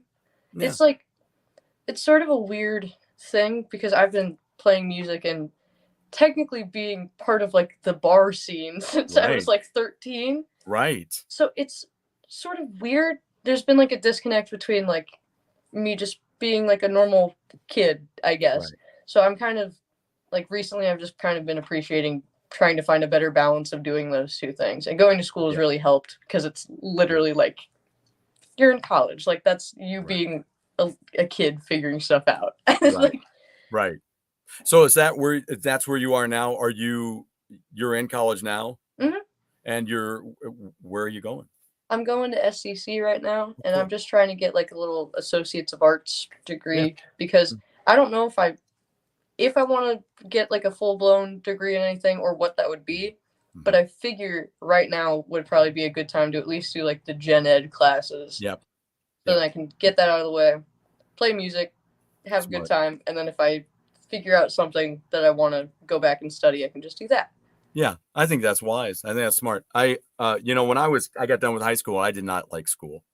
I didn't either. And then I spent like a year being a bum who was just going out to play shows. And I was like, I need to be slightly more productive. Wait a minute. Hold on a second. That's not being a bum, honey. I'm sorry. You have a wicked, weird thought of a bum. So, yeah, like I just sat on my butt all the time, you know, and told my parents what to do and what I needed. That's a bum. I don't do dishes. I don't do dishes. Mom, could you clean my laundry? You folded it wrong. That's a bum. Okay, then I wasn't being a bum, but you were doing your thing. Yeah. Yeah. At some point, I just wanted a little bit more structure, I guess, because I was really just doing nothing besides playing shows, which feels bummy after a while. Yeah, I get it. But I know you. You're not like, that. So many people wish they would have a bum like you living with them. If they had somebody living with them, they'd be like, oh, I would kind of dig having a bum like that went out and did their thing and made some bucks on their own. And who does do their own dishes and laundry. And does their dishes and laundry.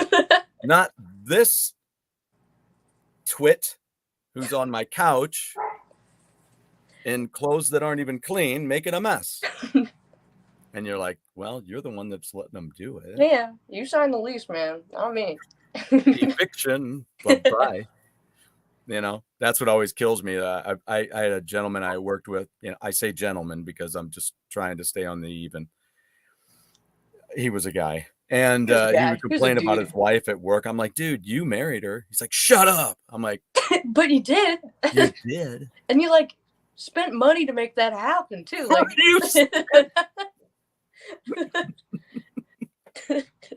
Don't quit your bitching. Yeah, it was too much of a process to have been a mistake. Like, very good, very good, very good. Let's see what our last couple are here. Claudia, you need to check out Linda Ronstadt singing live in the 70s. Fantastic. I do know Linda Ronstadt. Yeah, have you ever seen there's a great movie called FM? I have not seen it. When I say great movie, I just love the movie. It's got great music in it. Yeah. It's got one of the greatest soundtracks out of the 70s. And Linda Ronstadt does a couple of live tunes in it. So maybe even 3. It's her cover of Love Me Tender. She does her cover of Tumble and Dice. And Poor pitiful me. So I'm just happy I remembered all those. Good job. I better. I've seen the movie like a million times. I've got it on VHS, Laserdisc. Got it on Laserdisc, man. Do you know what Laserdisc is? Halfway, sorta. You ever seen the game Dragon's Lair or Space Ace? Those, when they came out, were on a Laserdisc. In the arcade, there was a Laserdisc playing inside, and that's how you played the game. Wow. And I've got it on DVD and Blu-ray. So, damn. But one of those discs is stuck in one of my old computers, and I got to get it out. It lives in there. That's it's a great movie, though. It has the late, great Jimmy Buffett live in it as well. Mm. And Tom Petty is in it. Wow. He has a cameo. Yeah. And REO Speedwagon. Damn, this is kind of stacked. I got to get myself. I know, right? Well, you come over and watch it. So we'll watch it while we make bread. This is going to be a long bread trip. Yeah. It's because there's so much to watch, but yeah. Well, then, so you got a gig on Friday, then you have a gig. When's your next gig after that? And where's the best place? Is Facebook the best place to find where you're playing? Yes. At the start of every month, I post everywhere I'm going to be for the month. And if anything comes up later, then that gets put up like immediately. So that is always the best place to figure out where I'm playing. Sometimes that's how I figure out where I'm playing. Just between us. Just between us.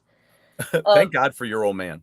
Oh, he is incredible. I don't know how he puts up with all of the stuff he has to do for me. Yeah, charming dude too, man. He's a good brother to me. I love that guy. He's just a lot of fun. We just without being over the top. He's just one of those cool dudes. Yeah. Man. He's become a little bit famous on Main Street himself. He started running sound for other bands down there. Well, when he starts wearing fishnet stockings, I'll get worried. But oh, you don't mean that. You just mean not yet. I don't know. There's not yet. Scott, don't ever do sweet transvestite. That's all I got to say. Don't ever. If you're thinking about it, just kick yourself and move on. Just look in the mirror and say, nope. Nope. Don't do it. Don't do it. Not that you wouldn't be charming as hell. I'm just telling you, I don't think it's the right move for your management career. So probably getting some new business, some new clients. You never know. You might get a lot of new business there. No, about meeting musicians at NAMM. Yeah, I'm not no. I don't know what that means yet. I don't know. I think I've thrown him with my last statement, I'm sure. Was that Red Dwarf? I know you know what Red Dwarf is? It's an old it's a British television show. Kind of like Blake 7 was an old sci-fi British, It was amazing. It's one of the hardest working musicians I know. Aww. He's obligated to say that, I think. You don't know how much I pay him to say that. I do my own laundry. I do my own dishes. That's how I pay him. Yeah. Yes, I'm on right now. I guess he's about to go down to Main Street. Oops. He's getting all prettied up. This is how you got 8 gigs for the end of the year. Yeah. So you say no, but what if I show you this? Oh, wow. Yeah, we can get her in on this night. Exactly. Yeah. He's got to show a little calf, and they're in. I was told to show some knee the other night because, of course, I wear a kilt when I do. Yeah. So, and I bought myself a new kilt the other day, so I had to wear that. And then I was told to show some knee. Knee.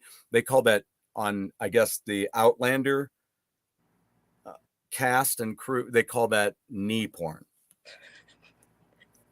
So over the top. They wanted you to partake in knee porn. I guess so, in public.